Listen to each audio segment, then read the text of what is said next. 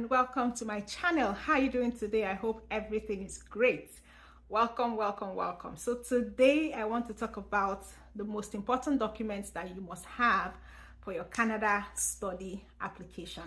Now, the reason why I am talking about this is that lately there's been like a few people, or maybe a lot of people, who are having their Canada study visas refused, and then when they get their GCMS notes, which of course is a document you need to request that will give you the details of why you were refused, you see little mistakes about documents that they missed out, or maybe their SOP wasn't properly explained, and these are things that they can easily avoid. So today I just want to briefly touch on the most important documents that you need to submit for your visa application, and how you should, format your SOP, the things that you definitely don't want to miss out when you apply for your Canada study visa. So let's take it from here.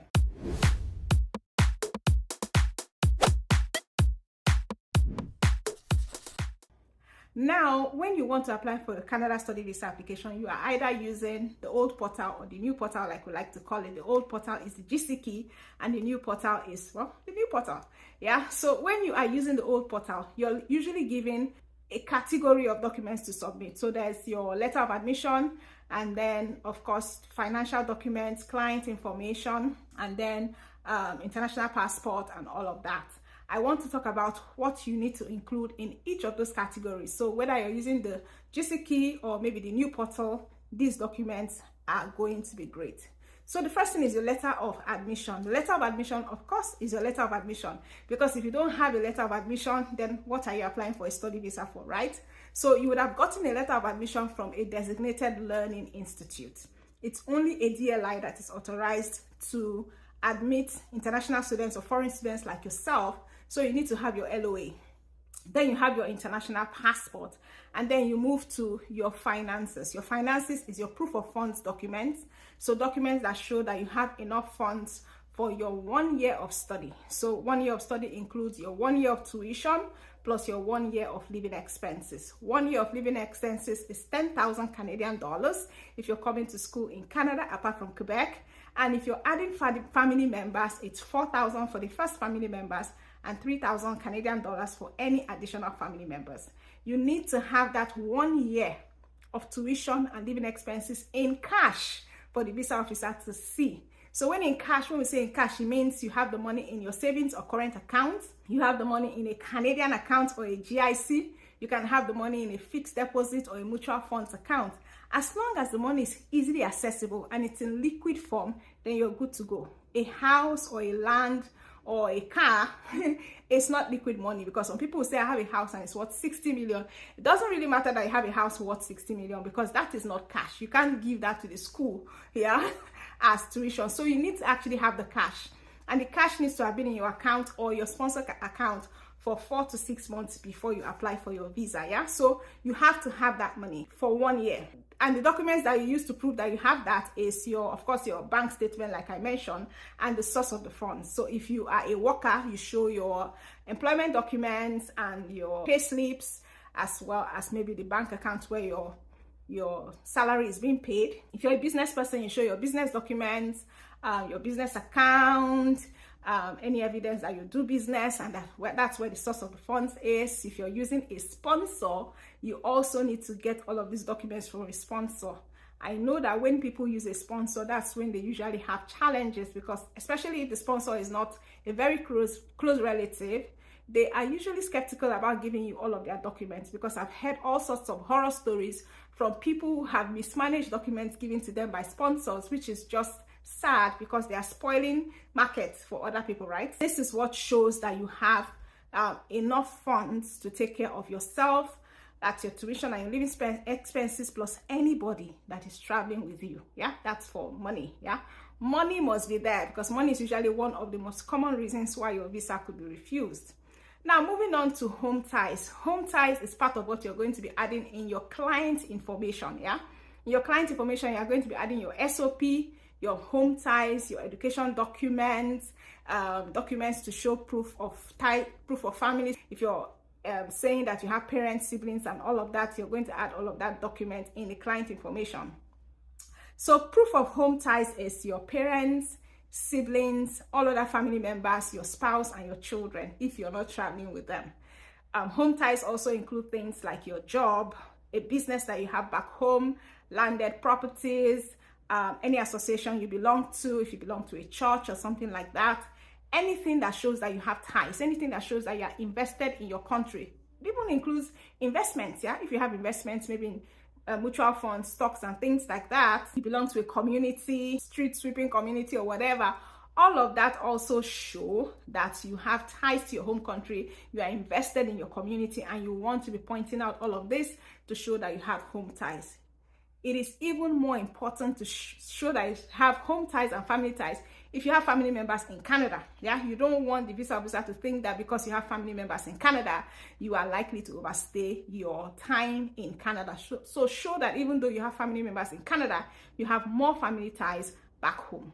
Now, all of this will tie together in your SOP. Your SOP is your statement of purpose or your letter of explanation. Now, this is a document that is not mandatory. Right? You don't have, it's not compulsory. You don't have to have an SOP or an LOE, but I advise you to have, yeah, so that you can on your own be explaining things to the visa officer.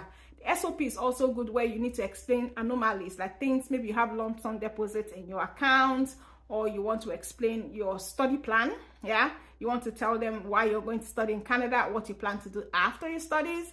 That's what the SOP is for. It has to be well written, it has to be detailed, free of grammatical errors, it has to be clear, and it has to be logical, yeah. The visa officer has to be flowing with it.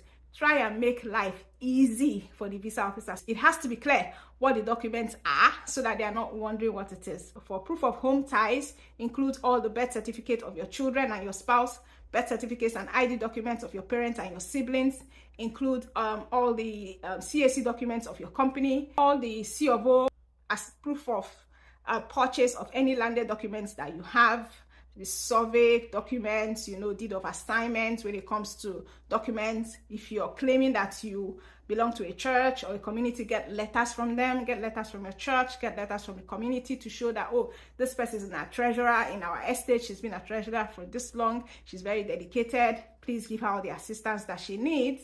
Anything, like if you have investments, show those investments.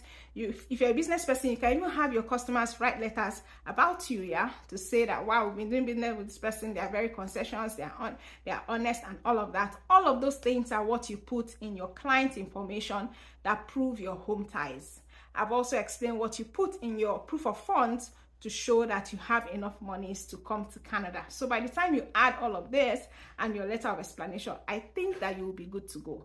I want to state clearly that in your letter of explanation, please tell the visa officer what your plans are. That's one thing people forget to say. Visa officer might not see any reason for why you're going for the studies. What will this study do for you after you're done? I feel that I should do another video talking about the SOP, how to break down the different sections in the SOP, what to say in the SOP. So if this is a video that you would like me to do, I think that you should leave a comment down. Just give this video a thumbs up, leave a comment and say, we want to see the SOP video. I think I'll do that. A lot of people struggle with SOP. A lot of SOPs I see, I'm like, not so good. Could have been better. People don't take their time to do the SOPs. You need to be taking your time to do the SOP. It's a very important document. Yeah, it's a make and break sometimes. Yeah, it's not supposed to be like that, but hey, it is what it is. And so I hope that, you know, you're very clear as per the documents that you need to submit to prove home ties and to prove that you have enough funds for your studies. Especially if you also have a sponsor, you need to get all these documents from your sponsor as well. You also need to prove your relationship with your sponsor. So if you're saying this is my uncle, prove that that person is your uncle. Yeah, get affidavit, get pictures. Also get documents that show that this your uncle has helped you financially in the past. Anything that will show that you're related to them. Don't keep quiet and say it's my uncle and just think that just by saying he's your uncle and then him saying she's my niece, that's fine. It's not fine. Yeah, so I hope that when you are applying for your visa, your study visa, or you know anyone who is applying for study visa, please send this video to them so they don't make these mistakes. And if you have any questions, ask your questions in the comments. Yeah, I'm looking forward to seeing your questions. I am going to answer each and every question. So go ahead and send your question. And if you like this video, give it a thumbs up. like the video and share it, and let me know what topics you want me to talk about. There are lots of things that we're going to be talking about in this channel. So if these are the kind of videos that you want to see, things about how to study in Canada successfully, how to get jobs in Canada, the best way to live in Canada, talking about my life in Canada and how I was able to come to Canada despite so many challenges, then this is the channel that you need to be on. Just subscribe, click the subscribe button, and I thank you so much for staying up until now. I appreciate you. I thank you for your likes, your love, and all of that. I love you, and know that it's not over until you say it's over, and I'll see you in the next one. Bye for now.